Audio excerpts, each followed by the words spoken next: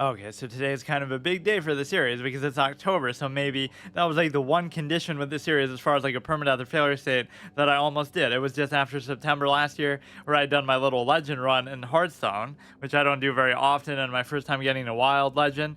And so I thought, okay, let's do a format for Magic then. We've kind of neglected that, even though I'd only been playing it for like 2 months up to that point. So it's been like over a year since I played it, but obviously in a very irregular basis. But I almost said like, oh yeah, if I don't get that skeleton cosmetic, then I have to delete my account. Something as stupid as that, because I didn't want it to be gameplay based as much. Like, oh, if I don't get to mythic, but that can wait. So either I could buy like some kind of crazy pet for like 10k because I haven't gotten a pet in a really long time. The time when I finally have an abundant amount of resources, like the most gold I've ever had, like 15k or something. I'm going to do something dumb like that. And we're sort of caught between two cosmetics because I want the one from the reward track, but that requires you to get to like rank 35, which I've never really gotten that far. In fact, like last season, I only got to rank 25 by the end. I'd really have to play a lot more this season, these months, right? Like it's already been 1 month through. Or maybe it started in like the middle of the month, but whatever. I would want to play a lot for that cosmetic, the card back, Tim Burton-esque, very cool style. Or also, I would want to fucking waste the resources I do have on this, on some kind of a cosmetic itself. Just let me buy that card back and I wouldn't mind. Maybe they do at some point too. Like the ones that are on those tracks get added to some shop situation later. So of course it's free to play. Even cosmetics like that, you have to think about how many packs I could buy with this though. But no, I'll consider actually getting the skeleton because it's been so long. But then again, I wanted to do a 10k draft, so I don't know. I was kind of prioritizing playing as that red a bit more, giving it the whatever, the goblin treatment. Green is always okay because I always play as green in some capacity. Like I'm almost at 20k, so I almost want to do the whole PvZ heroes minimalistic philosophy. Oh, I don't want that though. That looks stupid. Like I want that skeleton that like holds a lantern, who maybe has been on there more often than I think, but I'm not gonna buy a fucking pumpkin thing. Cause yeah, that would be a stupid decision. Not, I guess I could buy that. No, but who wants that? Who wants the soul ring when you can get the one ring? I could buy a whole bunch of packs, which I've almost never bought a pack. In fact, I almost shouldn't have because so much of what I get is just from either logging in rewards or whatever, just from doing drafts and quests and whatnot. So I've almost never opened packs manually. It makes more sense just buy a arena run, a draft run, and then you're able to you know, get a guaranteed pack that way. Like in Hearthstone, that was always the philosophy. Why would you spend 100 gold on a pack instead of 150 on a draft that's going to guarantee to give you a pack and at least 50 gold back depending on your record, and potentially a lot more, potentially enough to be able to do another draft for free, like 150 if you win 7 games. So I guess just the fact that it would be so time consuming would be the issue. There's no way I'm going to do that. So they actually fucked me. I waited a whole year for that skeleton guy to come back, and they give me this instead. Like, look how dumb that looks. I don't want that shit. But I guess it's not so bad. It's only 12k. I kind of do just want a new pet though, period. But I guess I should save it for something better. October only. Imagine doing that as a free-to-play player though. So where is the one that like is only 3 games? Is that one not going to be on here? Because I haven't done anything for Eldraine. You know what? Fuck it. For some reason. How much would I have left? 12. I would have like 4 left. I don't have to do it right now, but you know what? Just for the sake of it, even though I don't like that much how it looks. That is default. It's been a long time since I've gotten a pet, so fine. Even as dumb as it seems. So now we'll work our way back up to 10k again. But the one that I wanted to do was the one that only has 3 games. Like, play 3 regardless of record, but it is a 10k draft still. I might have missed the chance, or maybe that's the one. Yeah. Because just for the sake of time. During, like, how short these episodes are. But I guess I'll do that some other time then. What a fucking stupid clown moment. So let's give all these a chance, or let's actually not. I'm sick of playing as white. We'll give it between red and green again. So we'll give sort of red the precedent, or we'll even give 2 red decks, or no, actually I won't. So we were kind of really enjoying. Yeah, let's do best of 3 this time. we were enjoying the whole goblin thing, but I don't have too many good goblin synergy cards or win condition cards. Like we have Muxus and we have the other guy who like summons a goblin for every goblin you have, or like whatever the other guy's effect is. But if you don't get those, the value can be pretty low, and it can be pretty hard to rush down people in this game, even though only having 20 total health would make you think it should be quite easy to do.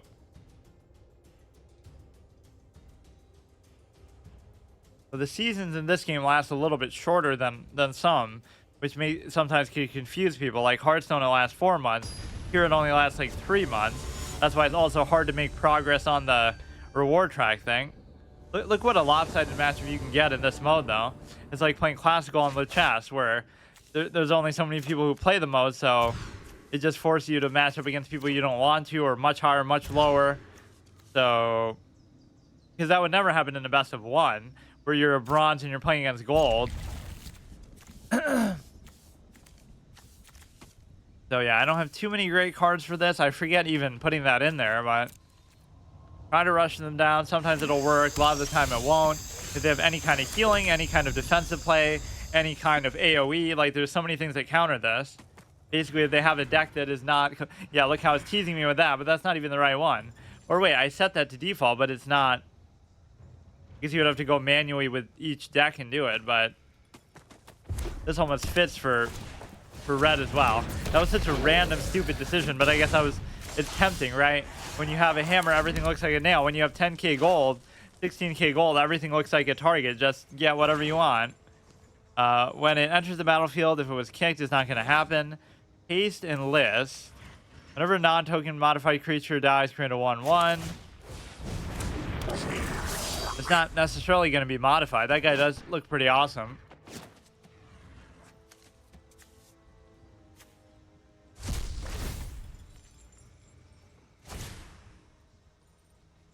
Whatever. Now they will put the skeleton on later, but I guess not.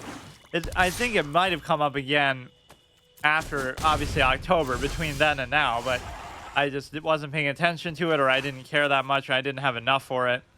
2 or less can be blocked, so this is a great way to just get damage through. Yeah, whichever one does better, I'll play as for the rest of the episode, between the best of 3, between red and green.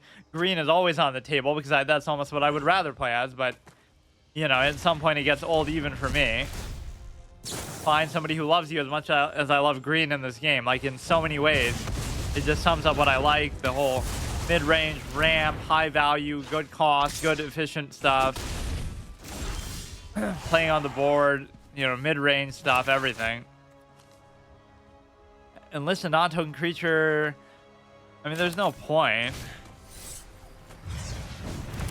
Not going to have any green in this deck. There are some sort of hybrids that almost seem oxymoronic. Like a forest that's on fire. That would be like a hybrid land between fire and grass would be a burning forest, or a hybrid between white and black would be very oxymoronic somehow. It has haste. I actually forget all the time what enlist actually does. It is, you may tap a non-tracking creature when you do. Okay, it doesn't matter though, because they're still gonna hit face. Or we're already dead. Wait, what the fuck? Their hand was kind of burned out, but how are they doing so much actually? I guess I must have missed something that they were doing. Loses 3 life, loses 3 life, okay. I mean, I probably still would have lost that, but that was especially discouraging. As long as we can do the daily quest by playing as green, because none of them are specific to a color except for that one, which is green. At least you start with a better hand here, but you need still kind of some other higher value stuff. This game does have sometimes very convoluted combos and infinite loops and stuff that you can do, but with a deck like this, you wouldn't expect that to be necessary. Whereas that only has more of a potential to happen in Historic. That's why I always love the wild, Historic, unlimited sort of formats in any card game, because it's like, you can use exactly what you're using in Standard in the Historic format. You can use the same exact deck and it'll probably be pretty good, because it's more recent and it's all power creeped out and stuff like that. Right, so the newer cards are always better. But it doesn't mean that you know, it goes one way. I could play a standard deck in historic, but I can't play a historic deck in standard. So why wouldn't I just do the best of both worlds and then decide what I feel like? At the beginning of your upkeep, put an oil counter on another target non-token artifact or creature you control. You know what, let's just put as many things down as I can. That you'd have to give some shit up to do. You know, there's no reason to wait because if he trades in, fine. Like, there's nothing you're trying to just get to his face, and you're never going to be able to do anything about it otherwise. It's like the first and only aggro deck maybe I've really played with this game, although a lot of my mid-range green decks do turn into aggro because that's like your only win condition anyway. What is going on with the way that he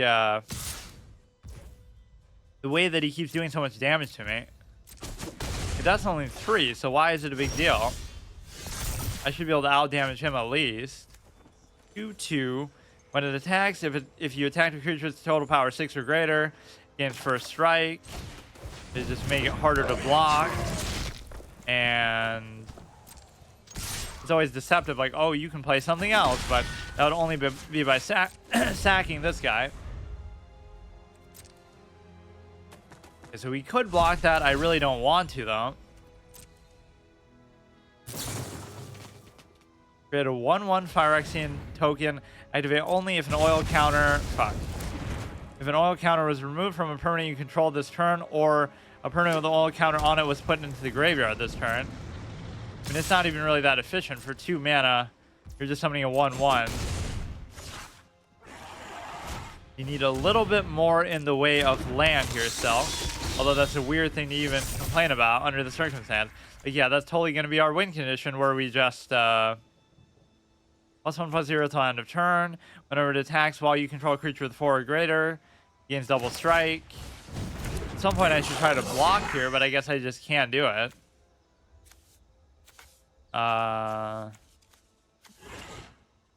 When it dies, it deals damage equal to its power. Wait. It's +1/+0. When it dies, it deals power equal to its... damage equal to its power target. Okay, fine.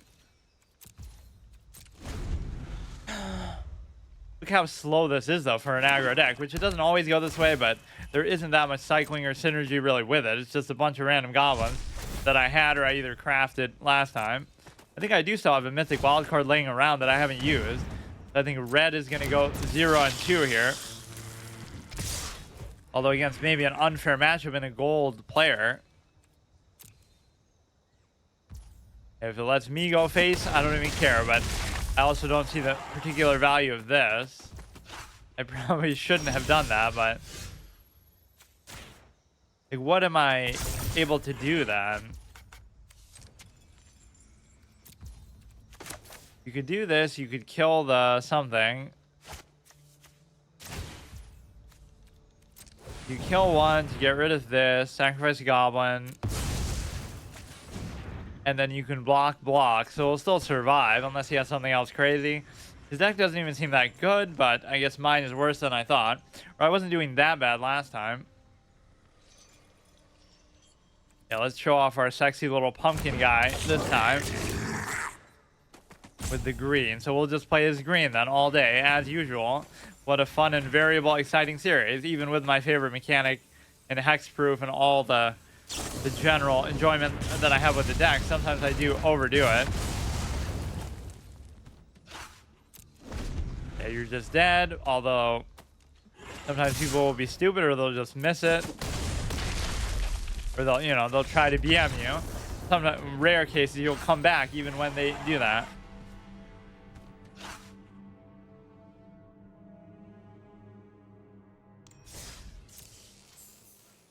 Yeah, all these we should be able to do as green. Or no, I guess there's no guarantee. Green still has to outperform that, but the likelihood of that is pretty much 100%. Like, how could it not win at least one game? Or I should do it until one of them wins the best of 3, but this will also do that. A player in the library, blah, blah, blah. You'll see them face up when browsing the library. Yeah, because you can't really remember anything or actually use your brain while playing a card game. Not even saying I'm that good at that myself, but... that's supposed to be part of the skill of it, keeping track of how many cards are left. Like, you know how many they must have. You must know based on what they've played, what they've showed you, how they're playing, what they might have in their hand, what they have left in their deck. You should have to keep track of that, but just download the deck tracker add-on and that'll do it for you.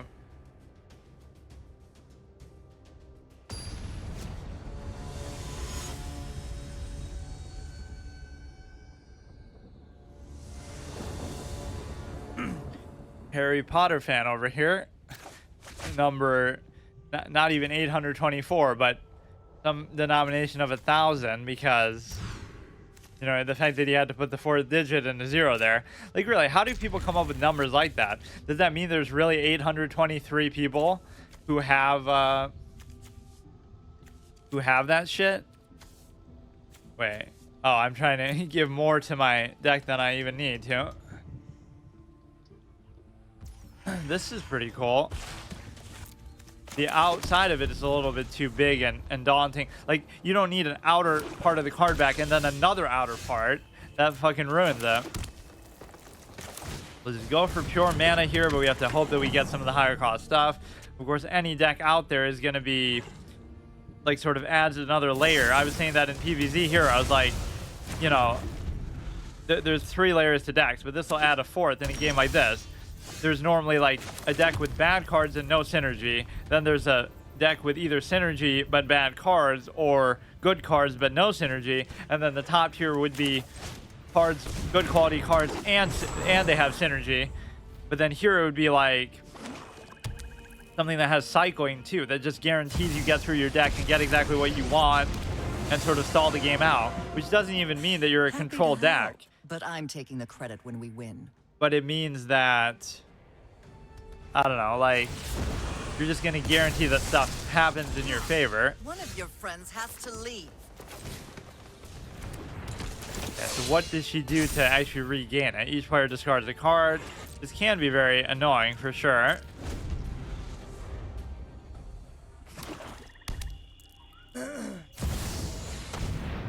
That can be a little bit annoying sometimes. I actually haven't seen that trick in a while. Drop it. Almost wouldn't feel like I need land, but why did it seem like it would let me? Oh shit. I'm glad I kept that. It would almost seem like it would let me basically discard both. Like, it let me target both.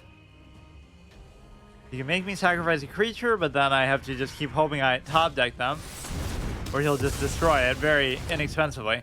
Like, how you do that for 1, dude? Throw a target creature planeswalker mana value 2 or less. If it was kicked, okay, I guess at least then it costs 4. I'm done here. It's no fun when I've always hated crowds. You don't have very many cards left either, so if I actually get stuff I can play that's actually good, I don't mind it, but it's one of those passive effects kind of things that you can't do anything about because I'm not going to have removal for it.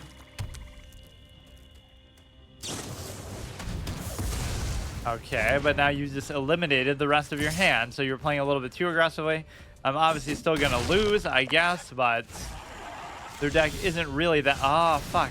I just have to get something that's actually strong enough, but I already lose because... So shitty, dude. Like, we'll still beat this clown, though, in the next 2 games. This one just didn't go my way.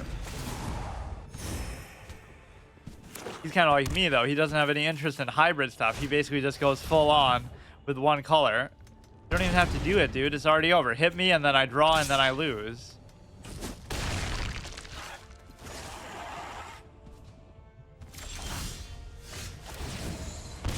Kind of cool to finish me off with that effect, but that was not a very impressive deck, so I almost feel encouraged by that. Like, how is it that in last month I only got to like silver 2 despite how much I played? I guess because I'm not winning that many games, but the real point is that I got to like rank 11 or level 11 on the reward track, so that doesn't seem like much, but you would think that would coincide with at least getting to gold or something. It's always much easier in the best of 3, I feel like, at least, somehow. Either the matchups are somehow easier on average, or the fact that you get 3 chances kind of plays around RNG and bullshit. That turtle has won me a lot of games where it just kind of sucks them in and forces them to attack with everything. Okay, what's going on, dude? It might seem like, oh, I don't have enough land in here, but I clearly do have enough. I forget exactly how many are actually in there, but like, what's happening, dude? I guess I have no choice but to keep it now, but I mean, it's always a nightmare when you just don't have land. You know what? This card could actually be very good here, but it won't matter because they don't have protection from black. But does that mean that... Oh my god. Would that mean that even effects like of the Planeswalker also wouldn't work, or does that just mean attack value? Because we haven't seen that come into play with like other interactions. You would think any black card, period, but a card that's already been played and just doing an effect on the board, I'm not too sure. This won't even let me get like one fucking thing out there, dude. Not even that big of a deal. Here I'm just kind of gonna run dry on cards, but I guess it's good to at least just play everything. Getting that one Beastkeeper could be really good. The one, at least this way, if you make me sacrifice it, I get it back. If you strike him down, he'll come back more powerful than you can possibly imagine. One of your or friends has to leave. exactly as powerful as he just was. You should be able to do both. Or... why would it do it like that? I guess it would have to, though. Because it would have to be 3. Okay, that's annoying, but it's not that big of a deal. That you still have to buy some time with. Now I could destroy this and play that. But now you can just make me sacrifice something else too, and I'm fucked. Okay, we might have a rematch then between black and, or red and this. This won't do me any good either still. They're both going to go 0 and 2, which would be kind of hard to believe that this is going to, but I have no choice. There's 2 cards, Mill's a card. Like, come on, dude. The only flaw of this person's deck is the fact that they keep doing it to themselves, where they burn out of cards too. So how are they supposed to beat me? Get rid of this clown. Sacrifices must be made. At least she keeps killing herself though too. The 4/4, so everything's going fine, and I probably should win. I just have to get Rebuke, or I have to get something a little bit bigger. Which that's pretty good, but I'm not gonna have a mana for it, obviously. But I can't really do anything, so we can just wait 7 turns here and die to that.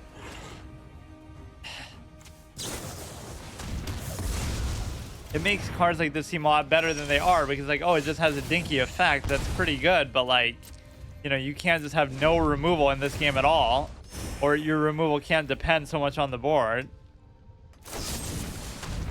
I mean, he certainly gave me enough time with that. Wow.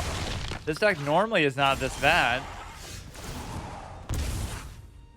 What the fuck? I'm getting so unlucky with lands. Like, let me actually see how many are in here. Yeah, we'll have to do another rematch here between these 2 decks. Something suspicious. Get swept out in both of them. I'm tired of your secrets.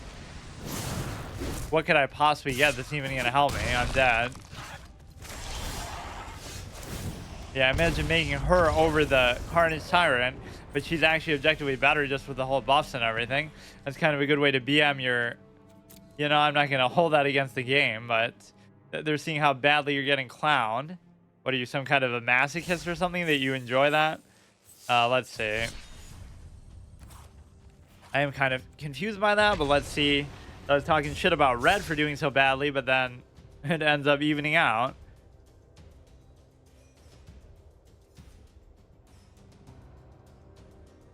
So yeah, this hopefully will be conclusive. Even if I win 1 game, right? Even if I go 1 and 2 with one of them and then 0 and 2 with the other, then it would at least give us a clear winner, and then we'll do, you know, we'll do the rest of the episode with just that one deck. Sort of a little mini permadeath, whatever, round robin thing like what I do. At least this one you shouldn't get fucked with on lands too much, but sometimes you still do. Just because. Let's just rush him down. We're very much a one-trick goblin over here.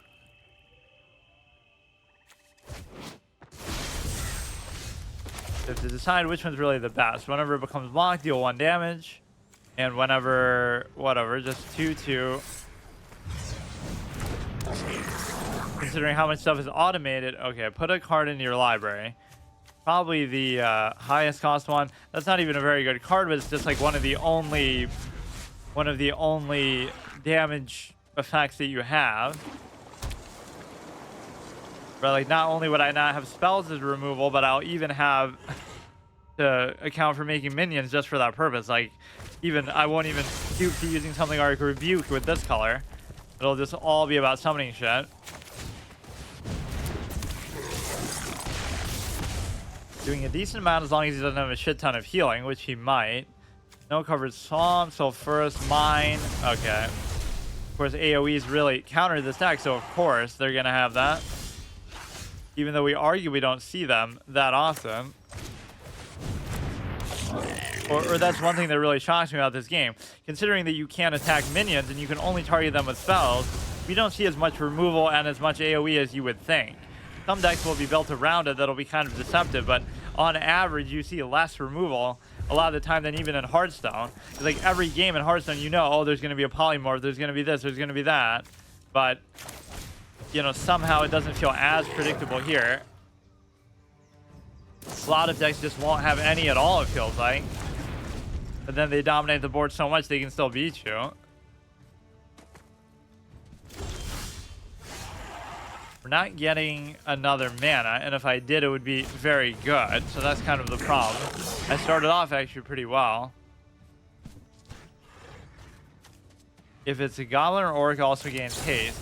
I guess I may as well just do it. Of course, you don't even have to think twice about that. Everything is going to be a goblin here.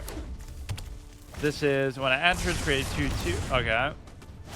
Wait, that didn't even do anything. Or you're really burning out your hand to try to deal with that. Okay. I want to win a game where we just have like a bunch of dinky 2/2s and we just win because we keep doing that. Invisible Stalker style. I mean, it's fine if you keep burning your cards to do this, but at least we're not going to run out of shit. Gain haste until end of turn. Already down to 7. He doesn't seem to be presenting much healing, not to jinx myself.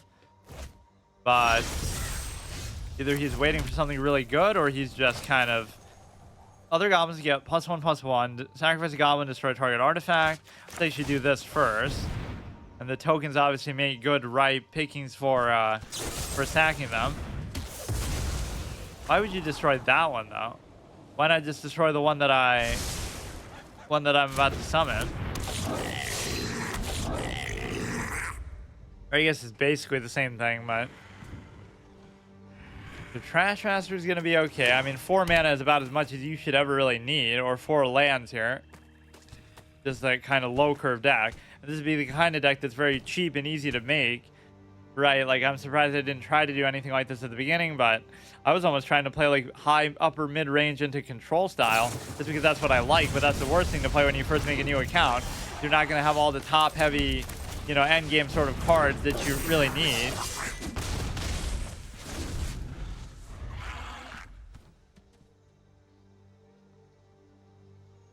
Just finish the clown off. There shouldn't be much he can do, even though this was a very unimpressive, underwhelming sort of game. He's just playing out of the hand the whole time. You only have 2. Now they'll come back. Like what we were having happening in PvZ, just fucking all these, like, we get them to 1 HP and then they do some crazy combo. They could never come back from this. I'm going to be in top deck mode and for like an hour not be able to hit him, but actually I should be able to hit him. Clutch haste effect on itself. This could be a kind of deck where you have Berserker Soul. Like every time you draw a minion, you get to attack again. Where, you know, you just have nothing in there but minions, basically. Like people would always joke about that with Karnas's Brood in Hearthstone. Just you keep drawing a raptor, which lets you summon another raptor or draw another one. The problem is there's not enough room on the board to even play all of them like that.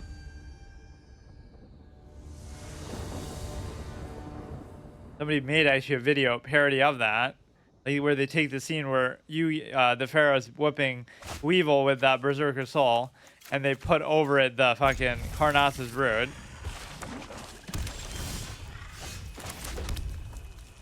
That's fine. That's fine. These are like some of the cards you just start with, I think. Which means they're really shit, but like why would you really want that? And that 1 damage is really going to make that big of a difference, but this guy's deck is pretty clownish. I I have to hope I get a certain amount of land, which is just a weird thing to even expect or ask for, but it isn't terrible. Or like give me Muxus or the other guy, the 2 gold wild cards that I use to craft. But I guess I can't because... Or like I shouldn't expect to get them every time because there's only 1 of each in there, so...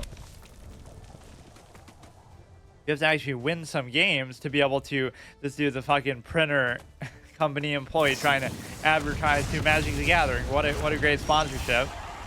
This is some big streamer who's sponsored by Inkjet. So he's forced to name his character after that. Am I gonna lose to a printer? He's playing the game on his printer. That's the day and age that we're in. You could play this game on your fucking calculator. You can't use the haste ability there. They just won me the game. I'd rather not let this go to a final match. Let's just try to end it here, but it's very slow. This guy is really good, but I'm never going to be able to play him. That's the only downside of it. Right? Create 1 XX goblin creature tokens or access the number of goblins you control. Now, what's so beautiful about that is once you do it once, even if they clear the goblins you originally had, the tokens are themselves going to count towards this.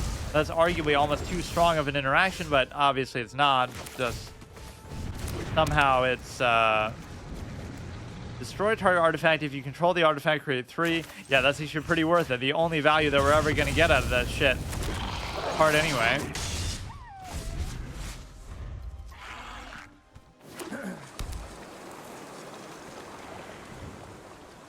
Probably nobody, it feels like, has ever played the game quite like this. Not even that that's a good thing. You would look at it like it's kind of dumb, but just like in such a random, like I won't try to craft for some optimal way. I'll just sort of craft whatever I find interesting. Just like, oh, I like hexproof, so I'll craft every hexproof thing in the game. Even though, for fuck's sake, he has a lot of AoE and stuff too, but he went out with style. That got 2-0. So now if green does worse than that, we'll keep playing as red. And which means it'll probably sabotage any progress we'll make because it won't do anything. Or we won't even be able to do that daily quest either. Fuck. No, we will within the course of this best of 3, I suppose. Let's see how far we are. That's kind of the goal of the month or the season, to get to rank 35, but that seems really impossible to do. It doesn't tell you how much experience you really get or how much you really need for these. Like to get from 34 to 35, I don't know what it would take. Is it going to be substantially more than what I have here? Like we started at level 11, so what am I supposed to do? Okay, so that did very well, and so it would take a lot probably to outdo that. But green is more than capable. So the first one was a draw because they both went 0 and 2. Now is the next one going to be where they both go 2 and 0 and it's another draw?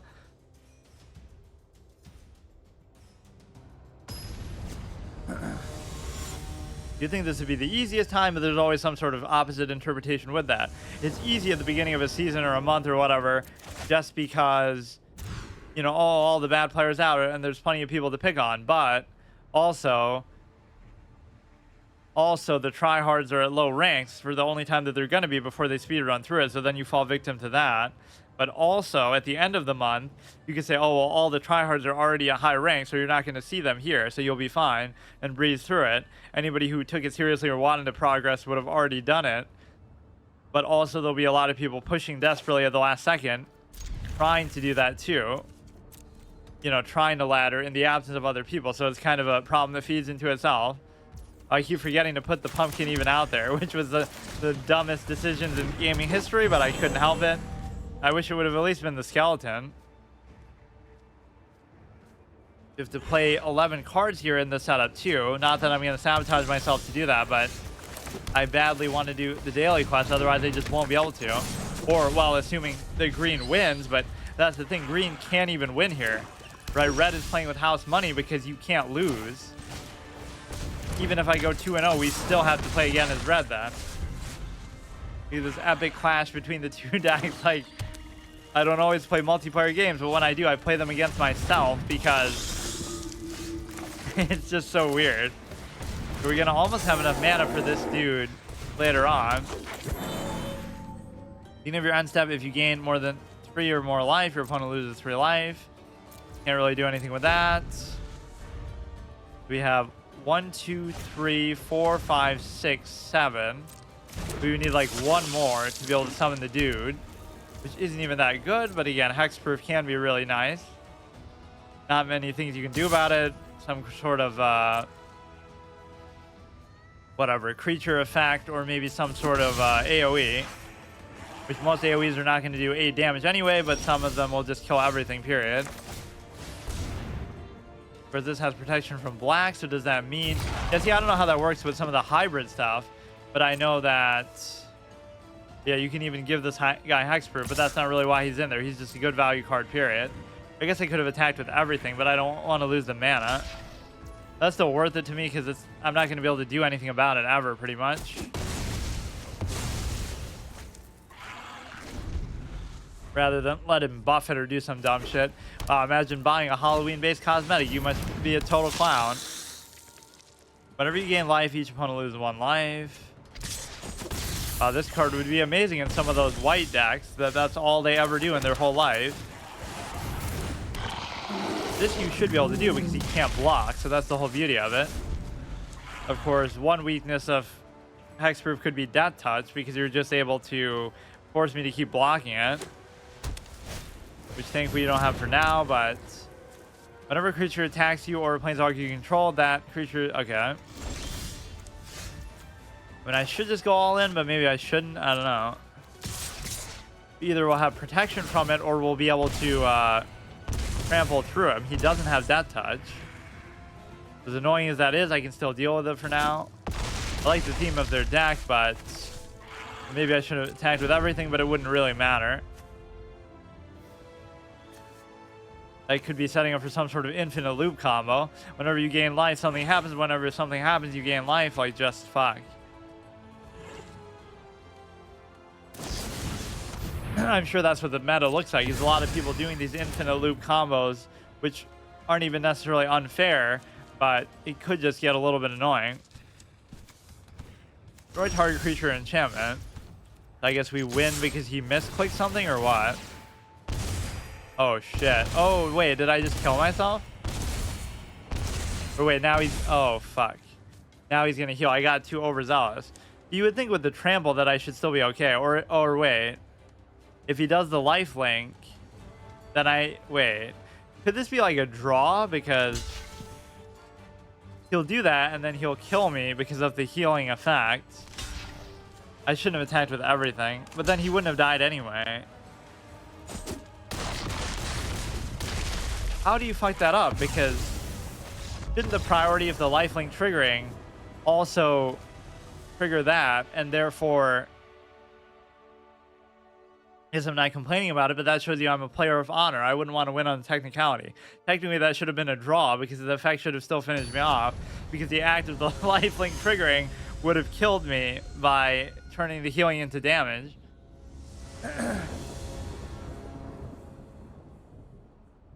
So the best we can do is match red, and then we'll have to do it again. We haven't really been able to play Carnage Tyrant all that much.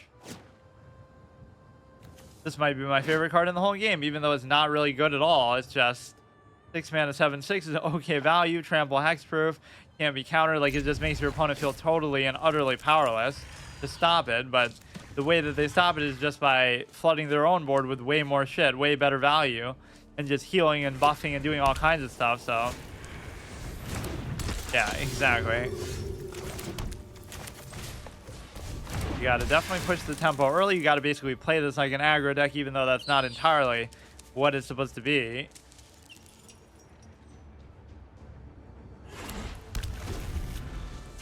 I could rebuke the clown, but it doesn't seem worth it, and it's not even gonna be able to block me or do anything, so what's the problem? That touch lifelink, that might be worth rebuking, but it's way too early to even think like that. But I also hate resisting just attacking every turn. Okay. Whenever you gain life, I mean, that effect is so annoying that I have no choice but to do it. You know what? I don't care, though, because, like, what am I waiting for? That death touch is going to kill something eventually, so it may as well be that. Or if you want to save it for something better, then more power to you.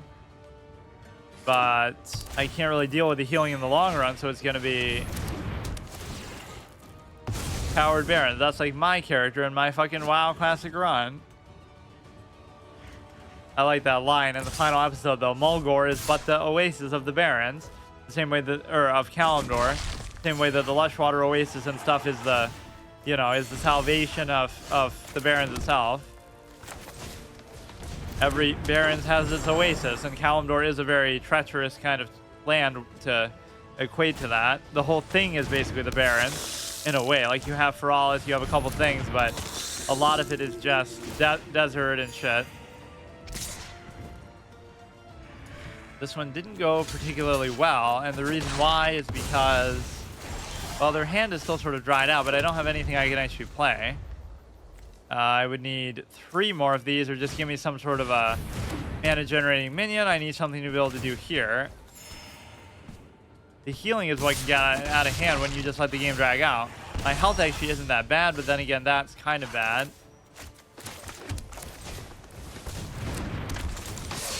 The problem here is you're going to have a case where I should rebuke actually, fuck it. It seems pointless, but like he's got too much shit going on, so I'll just deal with it.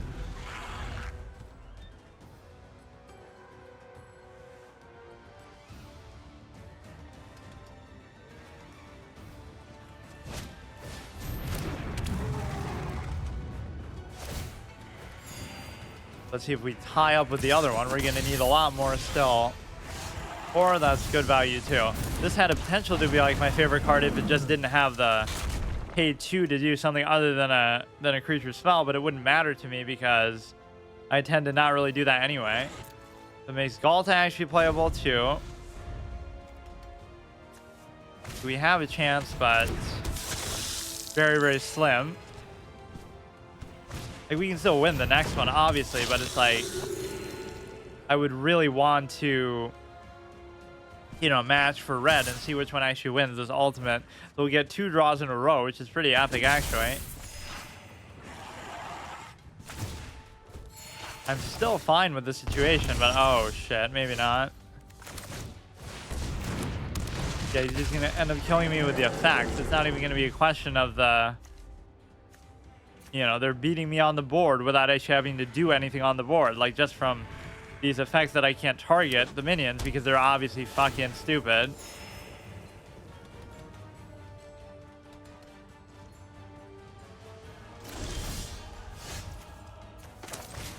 Yeah, that's one mechanic I haven't used at all, is the sideboarding. Like a hard mode challenge, like how I couldn't use character skills in Yu-Gi-Oh! Or something. You could keep doing that and then you should still or no, I guess not. He doesn't have the effect that deals damage to me whenever he gains life or whatever, so you can still keep doing that, but all we need is something to rebuke or whatever, but you need a rebuke that does like it to everything. There was like that one Hydra card that almost seemed like that, but I don't think it does that exactly.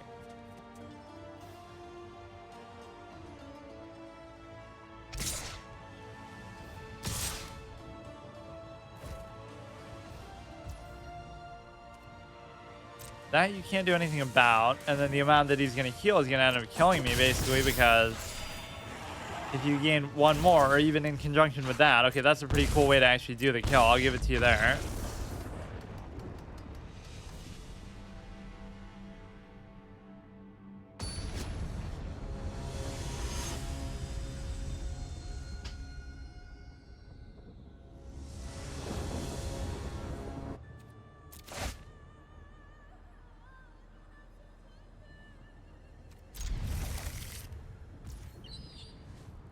Can't be upset with both decks doing well, I guess, because that just means you're winning games, which is the whole point of trying to farm out the experience at least for the fucking other cosmetic.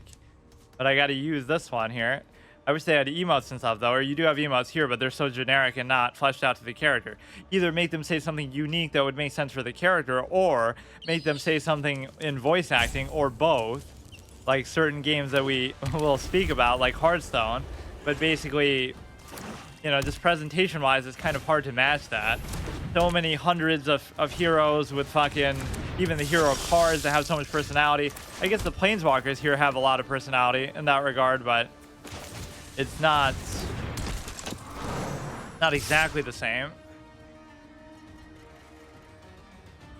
And you can't really do them on demand, or I guess you can do it on demand by using their ability, but I mean, you can't just emote from them directly, like how you become them, right? And they like the planeswalker mechanic so much in Magic that they didn't just copy it, but they expanded it. Like, you become the planeswalker when you play it instead of just having it out there.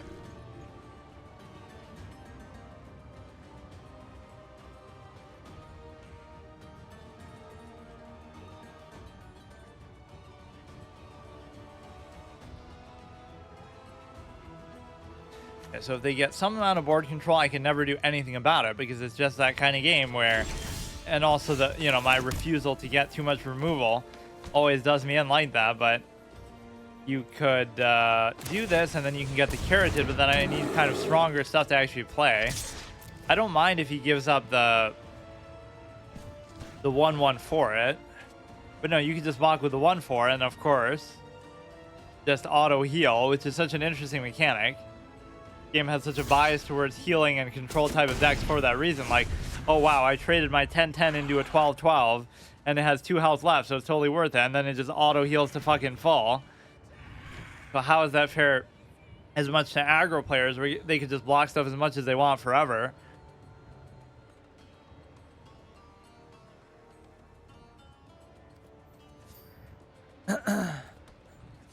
I really wonder. I want to see the real game at some point. I'll play some sort of deck editor online or some sort of fan-made thing that's like you can just play with only the physical cards or the real cards, even if in a digital context. Like, still just am I gonna actually lose? Well, no, wait, I already failed because wait, red already won, so I don't know why I was acting like this would still matter. This in principle it should matter, but lose 2 life, but now I don't have anything I can actually attack with, so I'm just fucked. We'll have plenty of mana, but I just can't do anything. At this point, you're playing just for pride purposes. So I actually did the worst case scenario from even what I was thinking. Oh, am I going to waste like 10 to 15k on the skeleton pet? Or am I going to waste, waste on the skeleton pet, or am I going to do it on a draft, which would be far more productive? But then I don't even do either one, and I buy some other shitty pet just because it's so tempting when you have the resources to do it. And I've been using the same pet for so long, but then I'm too lazy to even change to it, I guess. I would need Rebuke, but I would need something stronger, and I do have a ton of mana. I have 3, 4, 5, 6, 7, 8. I don't see how. I forget who was Cookie on here. I think it's him, right? The 1800 classical chess player, who's much better than that now, but that's where he started. I almost got there myself, which clearly just means classical is not that impressive a format, but it's still pretty nice. Or I should always kill this one, but I'd rather do it to the problem is it would be a 4/4, but it doesn't really matter because we already have the 4/2.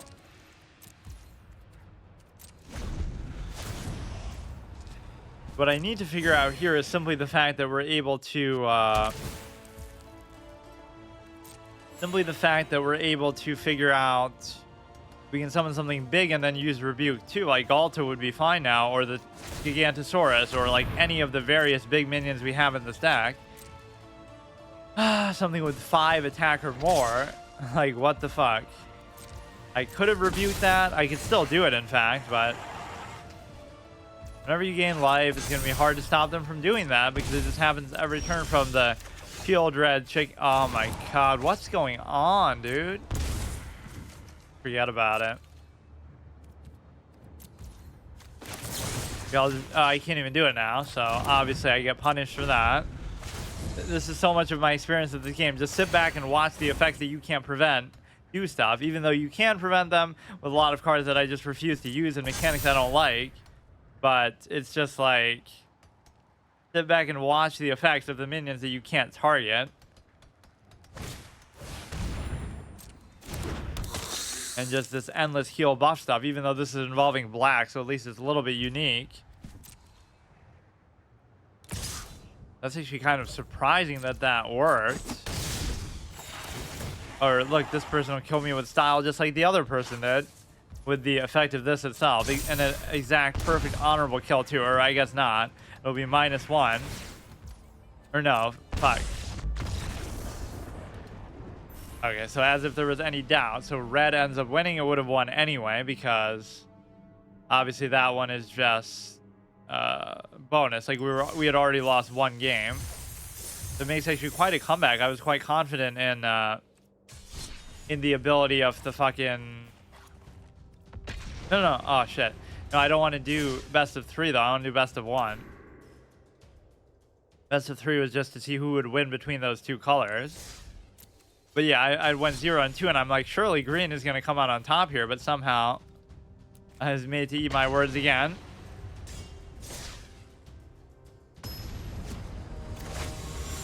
Even my bias towards green will not force it to be the one that I play the most. Although I feel like I've already played it too much over time. This is kind of bullshit, but I guess this one at least has a lot less land. Like, because you are trying to go for aggro, but basically you just fucking concede the game. You may as well just quit out right there. But we're not really even playing for anything, so... Like, what the fuck? I want to keep that because it's so good, but... I guess I can't, or I just need more of those in there.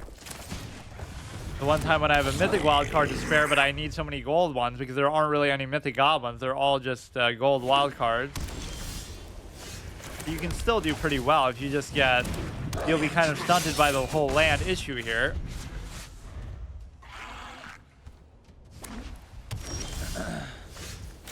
You see, isn't that a crazy name to have? Like just regular Ashton. That would be like Ashton. It's like, oh, you have a name John or you have a name Jack. But then it gives you these stupid numbers on your name. So it's like... Or maybe they got rid of that. But somehow... You know, they'll give you like a Discord number tag associated with it. Okay, now we can get a certain amount of damage through, but not yet.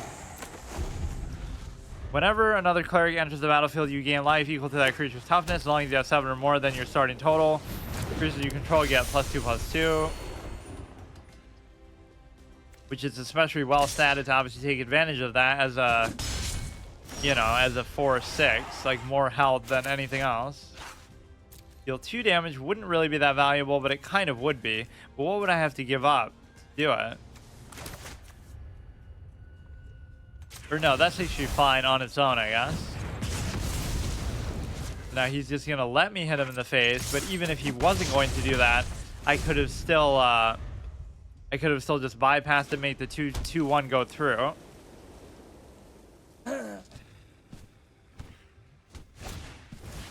Don't you just love when you're sitting on the plains, relaxing on the grass, and a fucking card just hits you?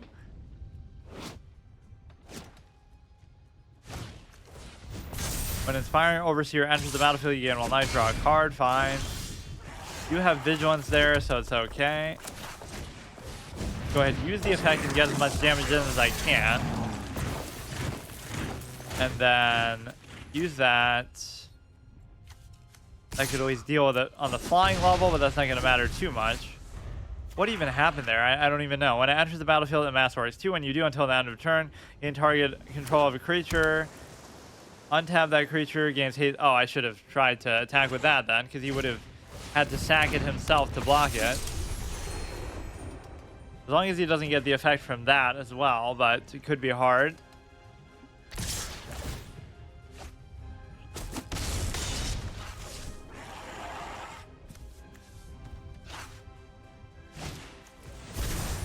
Whenever you attack with 1 or more creatures, draw a card. A 4/4, so the only win condition we have here is just to attack with the 2s. There's nothing else really crazy going on. Or at best, you could block only like 1 thing, so maybe I should do it. But what I'm hoping for is one of those win condition type of cards, but I would still need 1 more land to do them. Because the one guy costs like 4, the other guy costs like 6 Muxus. Who are both very good cards. In fact, the only 2 cards that I see giving this deck any sort of good long-term value.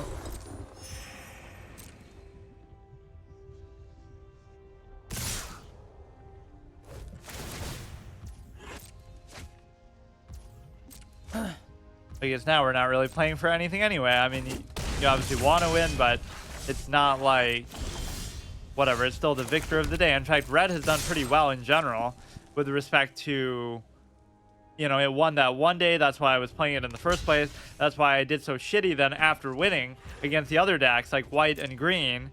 Red comes out on top, and then I'm forced to play as the Sarkhan shitty dragon deck. So I'm like, fuck it. Next time I'll make a goblin deck, which isn't very good either, but still. That's one of those you use in the tutorial.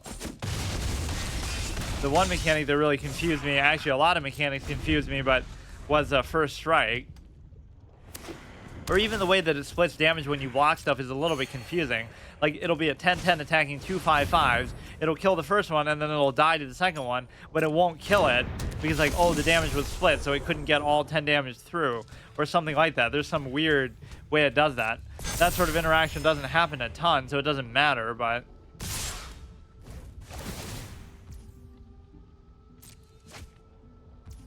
Okay, so we lose, not a big deal. Even though I always say I like the best of 3 format more, it's not, I don't know, I was hoping to just get a whole bunch of wins here in a row. I think it's pretty unlikely I'll get to rank 35, though, at this pace. Like, you'd have to win, like, every single game, every single episode, or something better.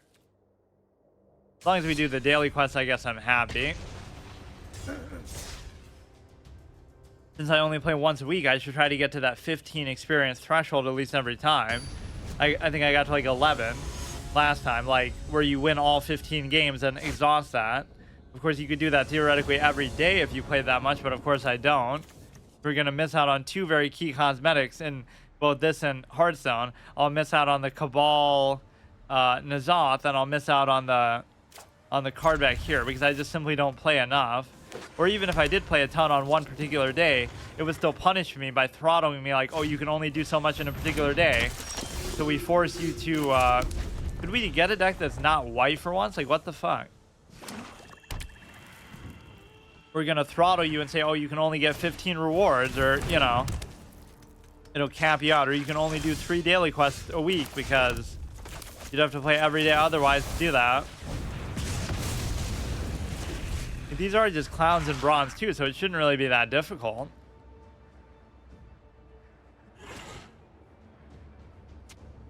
Monday is always typically my shortest episode anyway, so I should just accept that fact. I shouldn't try to force it just for a fucking card back, like to make it longer than it naturally would be. So that's the reward of winning the best of 3 set, is that you fucking get to... You get to just be on daily quest duty and just get the honor of finishing that off. That's always what it ends up doing. Is like it'll outperform the other decks, but then it'll keep losing. So it's like somehow, okay, this you actually could attack with because anything you do, you could even block with both, but then it should hit, you know, it'll hit it for 1 damage beforehand and kill one of them. It would still survive. Or I love that effect of Sarkhan, where one of the 4 Sarkhans, whenever something attacks you, it gets hit for 1 damage for each dragon you have on the field. Just automatically. I would often forget about that effect, and then, you know, your opponent just fucking doesn't know that it exists or how it works. So they'll just throw their shit away. Create a couple tokens. They're not really doing me much good, though. It's kind of important just for the buff. You'd rather it just be cheaper, but, you know, poorer stat. You know, you don't need it to be a 3/3. Just be a 2-mana 1/1 with the same effect or something.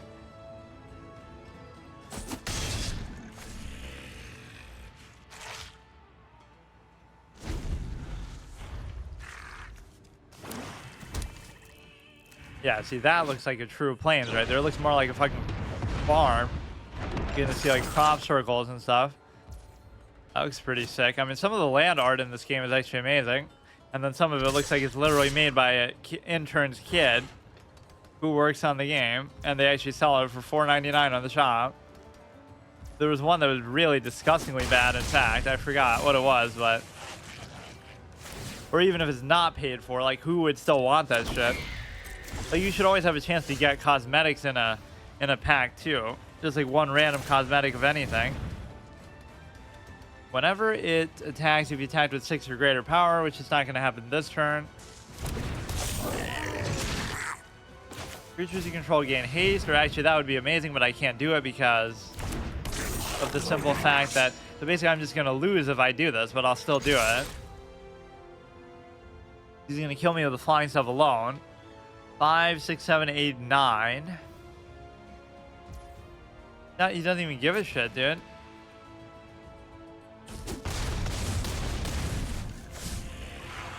Amazing how durable people can still be. I guess it's only because of healing, but you know, because of the fact that this game only has 20 health, it doesn't really feel like, I don't know. You would think that would make it, oh, like it's faster paced than Hearthstone and this or that, but Hearthstone was considered a, you know, casualized, dumbed down version of this game, for better or for worse, but somehow this gets away with only giving you 20 health. I would have never thought that going into it. I would have thought it had the same amount or even more, maybe. I guess just the way the damage is done and scales is not... Okay, we still have a chance.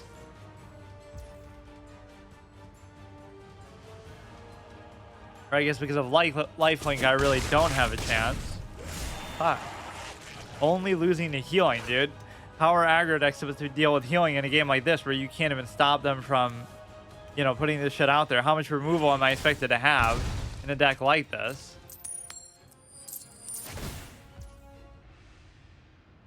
Okay, that's even fine, but just nothing is really going to happen with this. You can give them haste. Or wait. Give everybody haste and just attack in with everything. And it's not going to be lethal because 2, 4, 6, 8, 11, 12, 13, 14, or maybe it is. But it's the fucking stupid lifelink that'll stop it more than anything. Or why wouldn't you just block it 3, 3, 3? Block both of the 3/3s and then you'll be fine. Oh no, but you're gonna... Wait. Fucking stupid game, dude. 1 HP short. Maybe I did miss something too. Sacrifice a goblin, destroy an artifact. What an intense, epic back and forth game. I think last week's episode of PvZ was one of the most epic ones that we've ever had. Just every game was like, I almost won, and then somebody would do some crazy comeback. So that shows you how objective and a good sport I am. Like, I'd rather lose in an epic way than win in a boring, stale way. So at least that's still more exciting. It was still an enjoyable episode.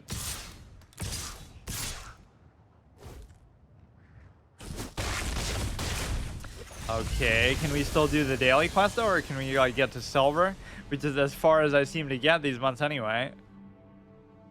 Which kind of explains, like, yeah, how are you gonna only get to silver like the whole fucking month? I guess because you just keep going back and forth.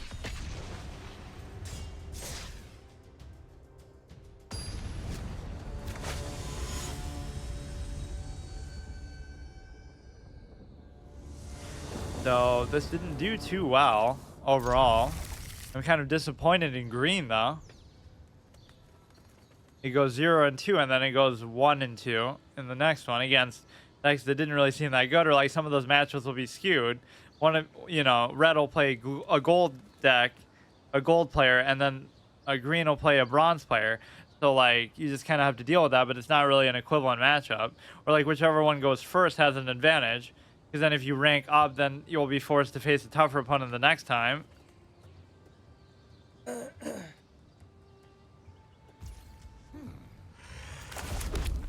I don't know why that took so long. Of course, there's no rule in this game like, oh, Yu-Gi-Oh, where you can't attack on your first turn regardless, even if you give something the ability to... Whatever, like... Just the first turn, you can't do anything. Which, imagine in the day of Synchro, if you could do that, whoever goes second gets to just dominate the game, because they special summon like a million things. I hear you like infinite loop combo, so we'll let you do it on turns 1 and 2 as well.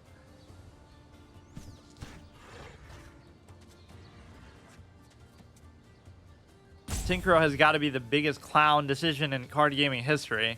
Like, who would have asked for that or wanted it? People will mindlessly defend it like sheep now because they're just clowns like that. People will defend anything in retrospect, but nobody was wanting like, oh, I wish I could special summon a million things on turn 1 and 2 and just fucking ruin the game. And just like play out of my deck rather than my hand or my board and just It's not even power creep. It's like such a contrived insular mechanic that is so stupid. And it just kept getting worse and worse over time. Keep bypassing his shit by being able to, you know, use that effect, which is really good. It's just not enough. Trap Finder, when it dies, seek a creature card with 3 or less. He gains haste to cost 1 less to cast, and at the beginning of your end step, oh, sacrifice. Well, you could do without the 3rd one.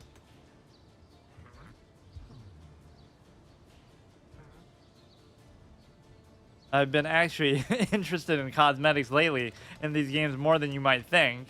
Just even Hearthstone, I bought that stupid Cthulhu thing for 25 bucks. The 3D eyeball. I feel like I've seen it before, maybe on there actually, but maybe not. I don't know why the fuck he's considered a druid, but I guess it's okay.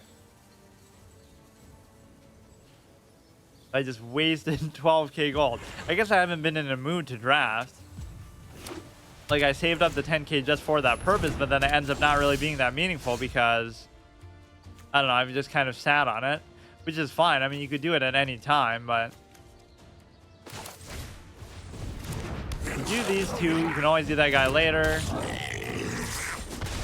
The effect on him is okay, but I don't think I've ever really used it.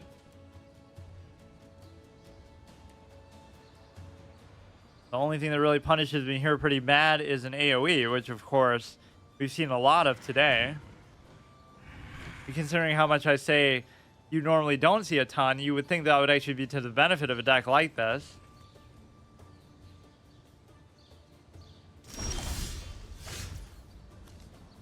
Okay, if you attack with 6 or greater, which could be possible to happen now, coming up.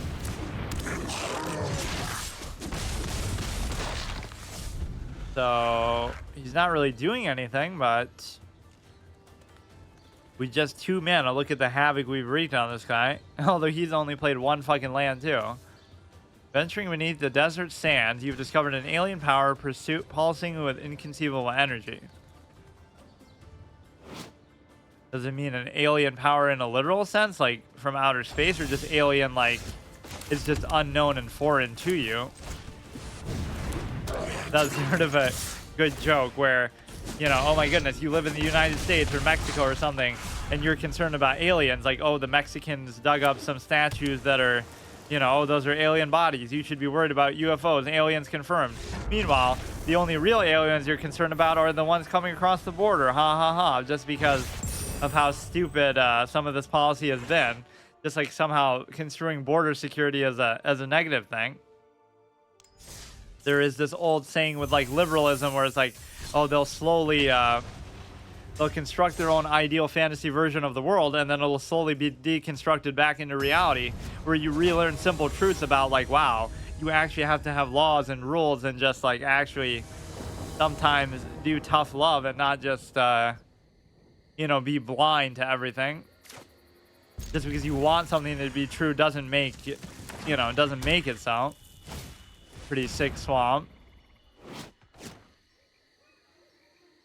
that really the best name they could have come up with, though, for a black thing? For a black land as a swamp? That doesn't feel like it really... Like, some of them could be, like, visually, but there should be a better name for it.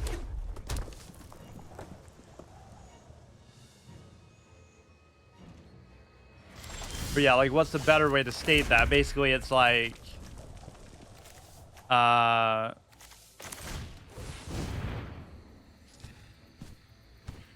liberalism is a fantasy that eventually erodes into reality. That was the original interpretation of the quote. But basically, like... I don't know, it's like all these idealistic things that are like, wow, how could you possibly disagree with this? You know, in theory, like, yeah, you're right. The world could be a perfect place, and you're just like, oh, everybody holds hands. But just because you know, it sounds nice like that doesn't mean it actually works that way. You're not arguing against the ideal of it. You're arguing against the reality or the common practice of it. Or like, what was the other part of that discussion? It was like... That's part of why I like card games, because I can just rehash these random things about like debate formats and this and that. You can't do that while playing a story game. And I guess I wouldn't typically do that while playing a hard mode or something either. Like a permadeath run, but with this it feels perfectly fine. Or like with chess. Now I could actually start doing that with chess because we're just kind of playing it for fun. Let me see if that one game has come out, actually. It's like chess exclamation mark that has a synergy with Le Chess. It says it's coming out this month, so I do very badly want it to, but it'll get delayed. Planned release October 2023. What perfect timing too, when I fail my other challenge. So now I am just trying to play chess video games instead of chess on these sites, which, you know, you could overlap the two together. But I like this whole 3D piece sets and all that. Maybe that's why I was playing so bad, because the 2D boards did it to me. Even though those sites do have 3D sets, they're kind of awkwardly positioned from like a bird's eye view. You should be able to rotate them and stuff at least. I don't see why that would be so hard for them to implement. Multi-billion-dollar website where you just play chess and they can't even get that part right. Could do 2 damage here. It's not really going to do anything though. Yeah, the other part of that debate was basically just what do you call it? I kind of forgot. It was like society depends on the goodness of people, or it has to be, in order to operate right, it has to assume the badness of people. Like, oh, that's why things are against the law. That people would say, oh, clearly you would never do that. But if it wasn't against the law, and if you felt like you could get away with it and benefit from it, then it's a very different picture. So you're not really objectively credible to say that. Like, oh, I would never commit a crime. But under your condition, well, first of all, even if you would, you wouldn't admit it, let's say, first of all. But even then, like, that's the social stigma layer, like the multiple layers of social contrivance. Like, on the basis you have, like, beneath everything you have the social element, or no, you have the enforcement. So it's like, oh, you know, if you do something like that, you'll get punished for it, so that's why you don't do it. But then on the middle layer, you'll say, oh, it's the social element, you'll get stigmatized for it, and you're constantly, you know, reinforced in positive ways not to do it that way, from other people, from interactions, from media, entertainment, even everything. It just trickles in, like, sort of, oh, you should do this, you shouldn't do that. But then even on a more basic level, it's like,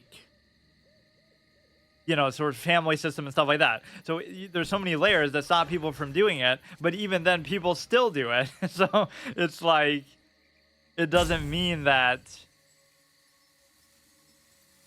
we're both in sort of top deck mode, but I guess it's better for me as an aggro decker. It's more acceptable, at least for me. This wall is going to be like the wall of Dalaran when fucking Archimonde came to do his little sand portrait to destroy it. Except they somehow still escaped. Somehow Dalaran survived. Like, somehow Palpatine returned. I thought that was kind of a dumb moment. It's one thing if they rebuilt it or whatever, or maybe they do somehow explain it like that. I forgot, but it just feels like, oh, they teleported it away and Archimonde didn't notice. Like, what the fuck?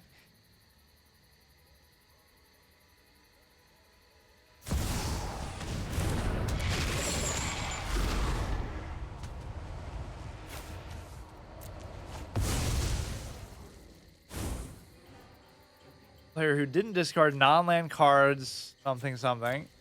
In a pretty good spot still on the board, but I just need a little more action here.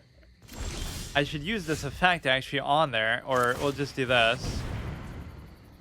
We're never going to really be able to destroy this thing, but we could at least, you know, get the rest of the damage through, which would be pretty much okay. Yeah, I don't know what chess game I'll play tomorrow. I'll try to make it something that's actually maybe like Tabletop Simulator somehow. Like something that's actually, whatever, in some other game. I was hoping games like Battle Chess would be more fun, but it's like, you can't play against other people, so it's very underwhelming. And even the ones where you can, the player base is the worst part of it. Right? Like something as simple to convey as just a fucking board game, they can't even get it right. Like Ultra Chess, Chess Ultra. It's fine. Like, it's well presented, everything's good, 3D pieces, all that. You can even play it in VR with somebody across the world, except there's nobody who actually plays it. So what am I supposed to do with that?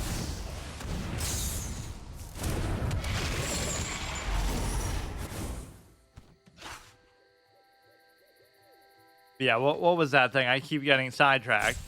You basically have a situation where you have all these layers of contrivance that don't indicate that people are inherently good.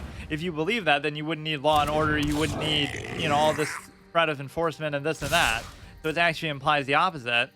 And so society, you could say, okay, it exists with the assumption of the badness of people, that they would, or that's the very definition of why we call stuff bad in the first place, is to discourage it. So basically, you know, you would say, I should have done that. Or could you keep doing it over and over? You could actually. Not that it's very efficient to do, of course, but, you know, the whole reason why people call stuff bad is because people would do those things in the first place innately. So if you say, okay, there's no inherent good or bad, but then we do it as a contrivance response to the inherent man, basically that's the way, that was the term that was used a lot in that format. Basically, inherently, people would do all of the things that they condemn. That's why they condemn them and punish them.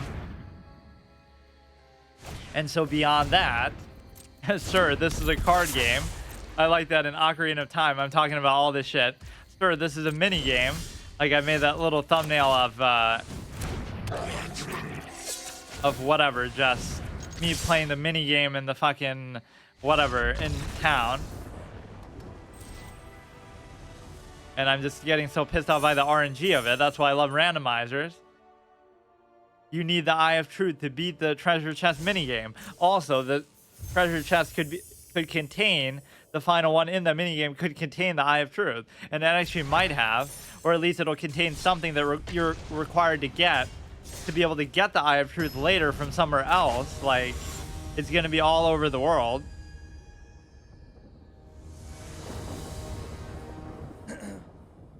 I never capitalized the O in that username. For some reason, I like it this way more. Sort of understated to go along with the quiet nature. I always forget that you can do that, which is a pretty good feature that you can't do in certain other games.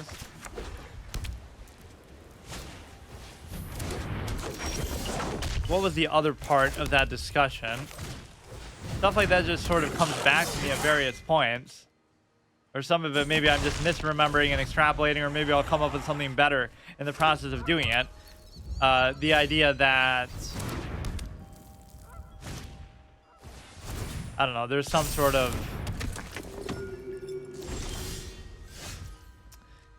I forgot. Because we get attacked with this and trade in or whatever. Like, is everything that we played today as some sort of heal buff kind of bullshit? Because that's what it feels like to me. Or they're strategically trying to prevent me from doing the daily quest. Like, even though I won the last game, I don't think I got a single, you know, counter for my daily quest achievement or whatever for my objective. So even if I'm winning, it doesn't matter.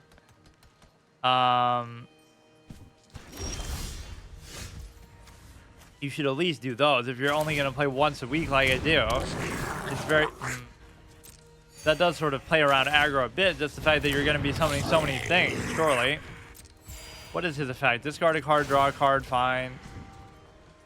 Or no, fuck. This is still fine, right? Because if he blocks with the 3/3, it'll still hit him for 1 with the effect. He doesn't seem to care about it. But again, he's just going to end up out healing the shit out of me. That's what these decks always do, is they sort of hide behind the healing aspect so they never have to block stuff or sack stuff. They're just going to let it sit there until it's way too strong for me to deal with.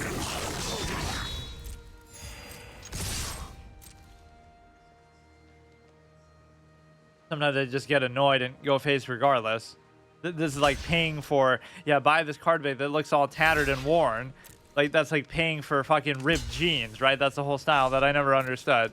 Or more to the point, it's like, it's even worse because you're kind of like, oh yeah, I'm going to pay for virtual ripped jeans, a virtual card bait that looks tattered and worn. Amazing. You could give it haste, but it's kind of too late. What the fuck?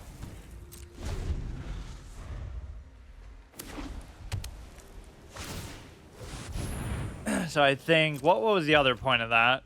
It just goes to say that, I can't remember what the original point was I was making in that. Like how people use a preconceived notion of something they want to be the case, and it sort of hurts them from actually getting there, in the sense that you're basically putting yourself in a position where, I still shouldn't die, but this does seem kind of dumb. I'll be one short. You know, so sometimes the best way to get to a desired reality is to be objective and see the harsh truth so that you can actually get there for real instead of just pretending or sugarcoating or downplaying something or just pretending like it's already the case. So I'll be fine, but he's got way too much health for me to actually finish him off. So I could start to block his stuff because at least he doesn't have the flying. Basically, just these white decks sometimes have the exact mechanics that I hate and don't play around. I don't have a lot of flying minions myself, so of course they're going to punish me. Or it's like... sacrifice a goblin. Like, I don't have a... what the fuck? Well, that wasn't very good because... I mean, I so badly want to do this guy, and he could have helped me win the game, but it's already too late now. Or I'll have to block something with it.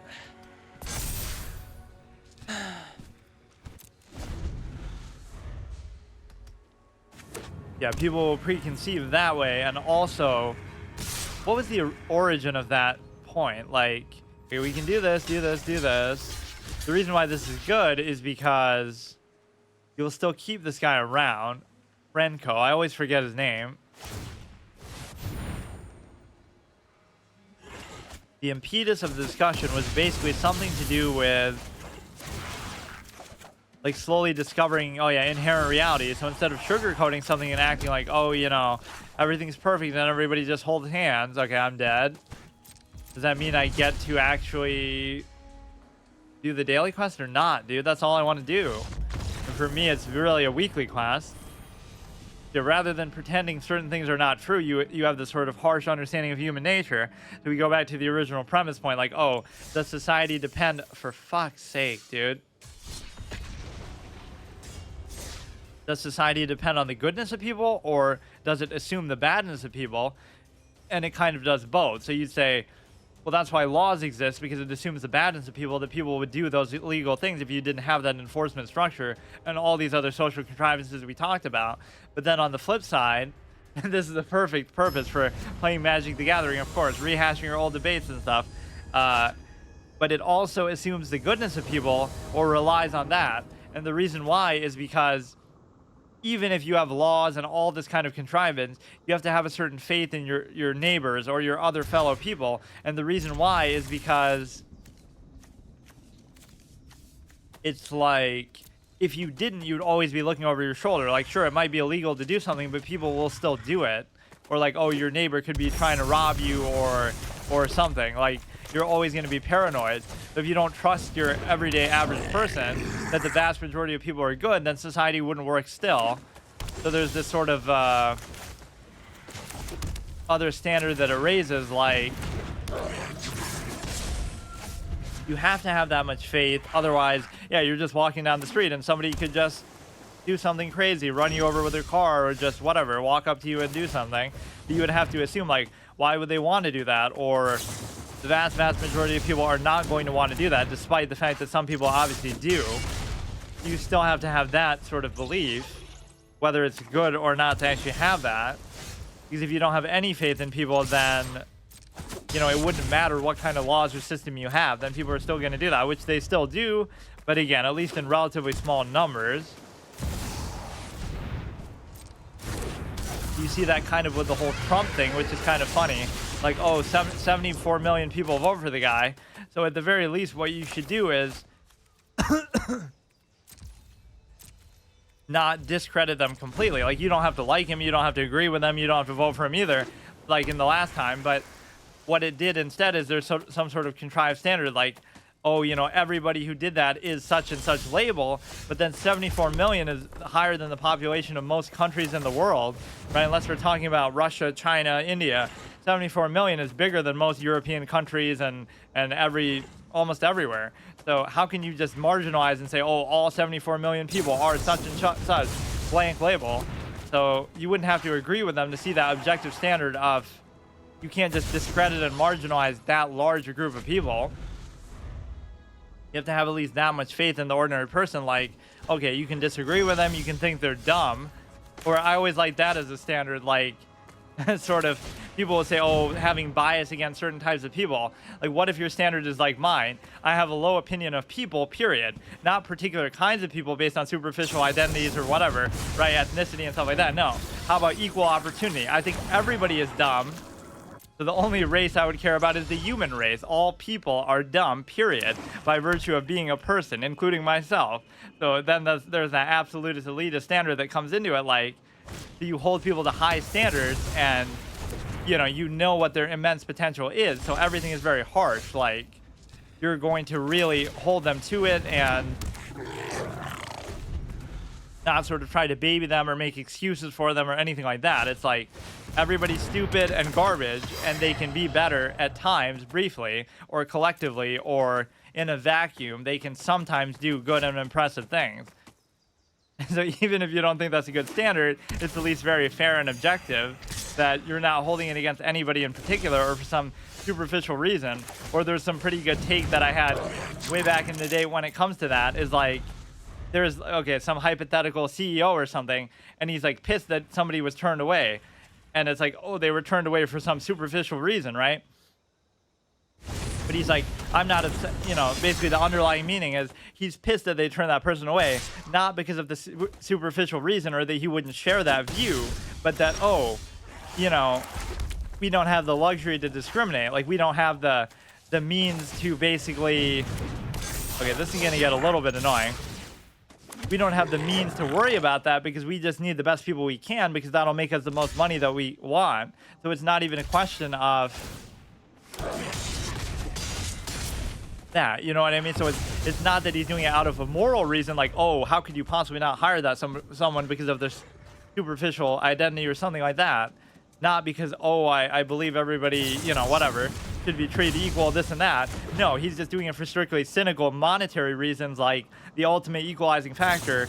We can't look at those things strictly because we only care about money. Are you good at what you do? Are you going to make us more money? Because that's all we care about.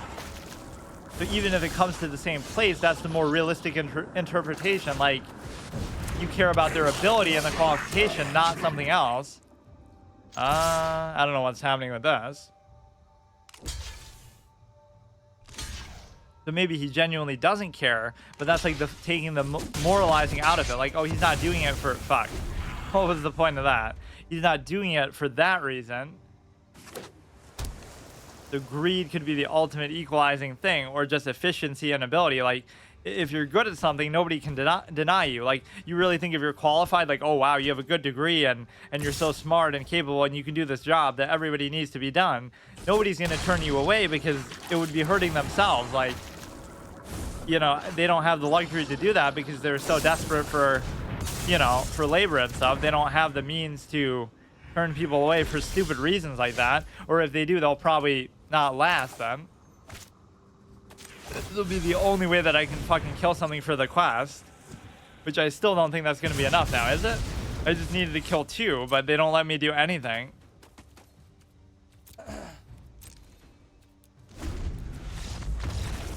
Jesus Christ, like, we would never get to rank 35 in my wildest dreams. Holy shit. I never mind losing and stuff either. I always look at it, the means argument, another debate topic.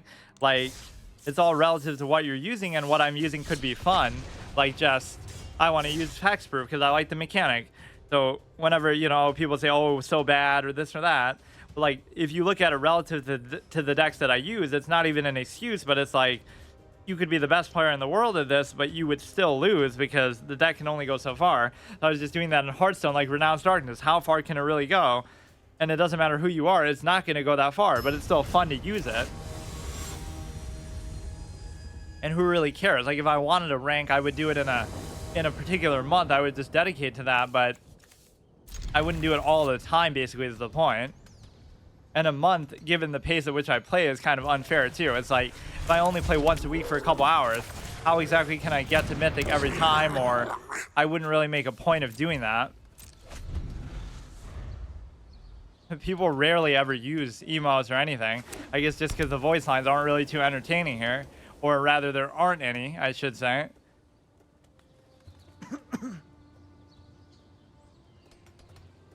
All I have to do is destroy one minion. I don't even care about the game now. Like, I'll just play this and just kill something, and I'm just done. I don't even care. Like, I'm not going to make progress. There's nothing I'm really trying to do. This deck didn't do very good at all. I don't know what other goblins I'm really missing, though. Fuck.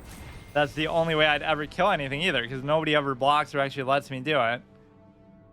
Hard stuck in bronze. True indication of a theme deck. But yeah, we'll try to make some more level up, rank 14. So there's no fucking way I'm going to do it. Because if you would just count, like, I made 3 ranks of progress today. Even if I did the same thing every week, you know, the expansion will be over by then. I don't know why I care so much about it anyway. And I didn't even use that pumpkin head cerebrus fucking, I forget how you even say that. Whatever thing. But I did pay 12,000 gold for it, stupidly. See you tomorrow.